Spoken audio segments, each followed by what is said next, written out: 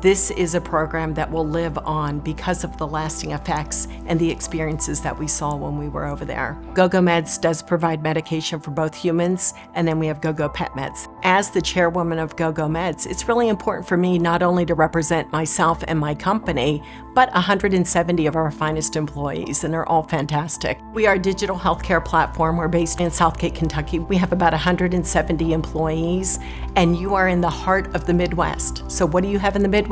You have tons of animal lovers. So I called Bobby Ann up and I said, Bobby Ann, you've been so wonderful spearheading this project in Alaska. There's an opportunity for us to go to Alaska. We decided to go ahead and be a part of this experience. A dog may come in for something that they won't have the medication for. So how can we quickly and safely get it to them to save the dog's life? The challenge there is they have to anticipate how many dogs are coming, what medications they need, what vaccinations they need. GoGo Meds was able to provide medications that aren't a challenge to be shipped there. That's very important.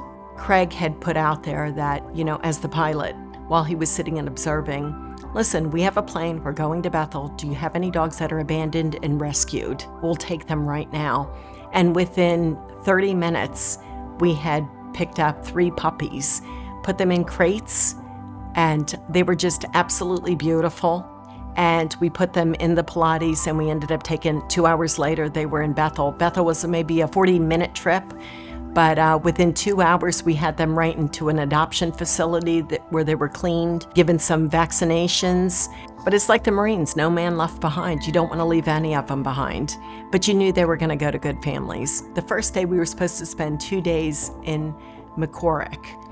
Unfortunately, Bobby Ann and I were not able to get there because, again, you have the challenges of the weather, the wind, the ice. Bad weather was coming in. We were not able to get there the first 2 days. So that's why we were stuck in Anchorage and went to Fairbanks.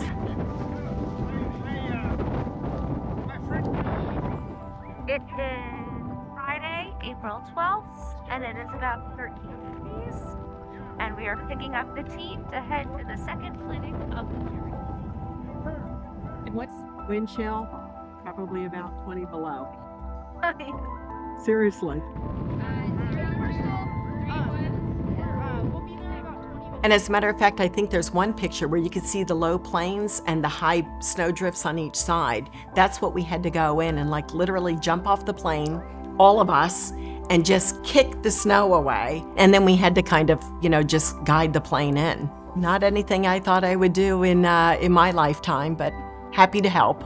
But then the third day, day 3, we were able to go ahead and get the plane into McCormick. We were able to pick up the crew with some of the villagers. They bring them over in snowmobiles. We brought the plane in. We were able to go ahead and take everything from crates to the medications, from the medications to the blankets, electric blankets, heated blankets, everything that's needed for the dogs, anesthesia for the dogs, and then bring the whole team in.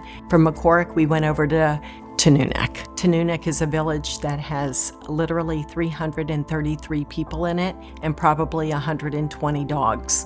So I think the very first day, even though it was a partial day, they did 4 or 5 neuter and spays, but it was really fantastic to see the villagers coming in with their dogs. I was very surprised at how the villagers took advantage of it.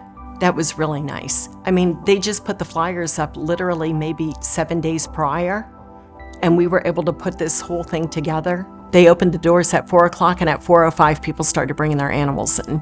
Seeing it firsthand really raised the confidence level in myself as a business owner in wanting to support, because they did really a phenomenal job with very, very limited resources. That is so key. But equally rewarding was the villagers and how happy they were to see that there is outside support. We know when it's like when we're in Fort Lauderdale and you have 3 days of gray, rainy weather. There they have it for months on end. So their compassion and their needs to get filled, emotional needs and physical needs, are typically by adoption of dogs. But you have the challenge of food sustainability, not being able to get medication and proper care for these dogs, but yet they're filling that emotional bucket that's inside of your heart. Unfortunately, a lot of these dogs do get abandoned, whether it's they can no longer afford to take care of the dogs or health issues arise, and the dogs end up getting put out in the cold. And that's what Craig has seen and heard a lot about. And in doing so, that's how this became his passion project. It was just unbelievable, the lack of resources that they had. So we were able to bring some of that also and teach the pet owners in these villages to go ahead and how to maintain and take care of their animals. That cost was picked up by GoGo Meds and Mission Resolve. And I'm excited to show our employees what they have contributed. And it's not just about pick, packing, and shipping medications. It's about really making a difference in people's lives.